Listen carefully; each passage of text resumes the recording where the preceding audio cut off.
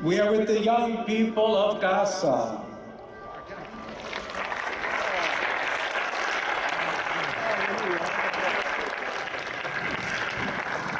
We are with the young people of Ukraine.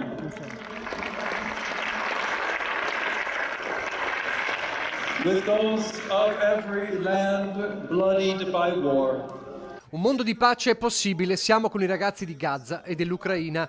Il messaggio di Papa Leone nella messa che suggella il giubileo dei giovani a Tor Vergata è di quelli che non si dimenticano. Tantissimi ragazzi, oltre 1 milione a suggellare una settimana di emozione e preghiera, in migliaia dal Veneto, con l'entusiasmo e l'energia di chi vuole condividere l'esperienza dello stare insieme. Sono stati giorni di riflessione e di festa, sempre con il pensiero a chi questa serenità non può viverla. Chiedo che voi portiate un saluto anche a tanti giovani che non hanno potuto venire a stare qui con noi.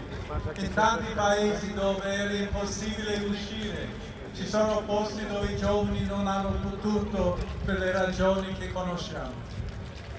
Portate questa gioia, questo entusiasmo a tutto il mondo. Voi siete sale della terra, luce del mondo, e portate questo saluto a tutti i vostri amici, a tutti i giovani che hanno bisogno di un messaggio di speranza. Grazie di nuovo a tutti voi.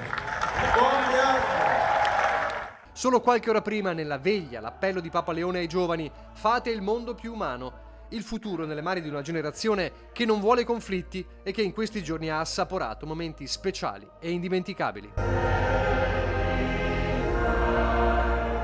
E nel viaggio di ritorno non si smette di cantare. L'entusiasmo è stato sempre questo che potete vedere e sentire. Sono giovani che ci chiedono di essere coerenti, di essere adulti che credono in loro e permettono loro anche di costruire un mondo diverso, e questa forse è la sfida più grande che ci sta senza mai stancarsi. Una fede che è stata intervallata da canti di ogni genere, balli, scherzi, risate, abbracci e anche tanta preghiera.